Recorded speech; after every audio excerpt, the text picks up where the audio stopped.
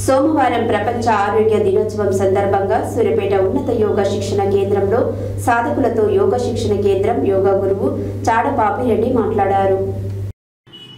సోమవారం ప్రపంచ ఆరోగ్య దినోత్సవం సందర్భంగా సూర్యాపేట ఉన్నత యోగా శిక్షణ కేంద్రంలో సాధకులతో యోగా శిక్షణ కేంద్రం యోగా గురువు చాడ పాపిరెడ్డి మాట్లాడుతూ ప్రతి ఒక్కరికి ఆరోగ్యం అనే నినాదానికి కట్టుబడి పనిచేయాలన్నారు.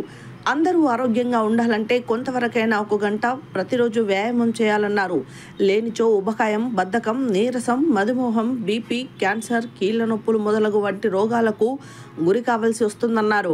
వాటికి దూరంగా ఉండాలంటే ప్రతిరోజు కనీసం ఒక గంట పాటు యోగాతో పాటు సరైన ఆహారం తీసుకుంటే ఆరోగ్యంగా జీవించగలుగుతామని తెలిపారు. మన ఆరోగ్యం మీద మనకు తప్పని సరి అవగాహన కలిగి ఉండాలన్నారు. ఆరోగ్యమే మహాభాగ్యమన్న పాత సామెత 100కి 100 పాళ్ళు నిజం కావాలంటే యోగా చేయాలన్నారు. ప్రస్తుత పరిస్థితుల్లో ఏ భయం లేకుండా ఏదైనా తినగలగడం, దాన్ని జీర్ణించుకోగలగడం, హాయిగా నిద్రపోవడమే మనిషికి నిజమైన ఆస్తి అన్నారు.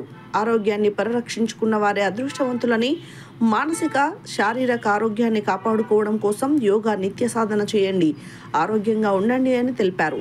ఈ కార్యక్రమంలో శ్రీపాద భాస్కరాచారి, లింగయ్య, వేల్పుల సుధాకర్, ఓ లింగయ్య, బాణాల శ్రీనివాస్, మంజుల, పద్మ, గోరట్ల శ్రీనివాస్ మొదలగు సాధకులు పాల్గొన్నారు. యోగాతోనే సంపూర్ణ ఆరోగ్యం లభిస్తుందన్న సూర్యాపేట ఉన్నత యోగా శిక్షణ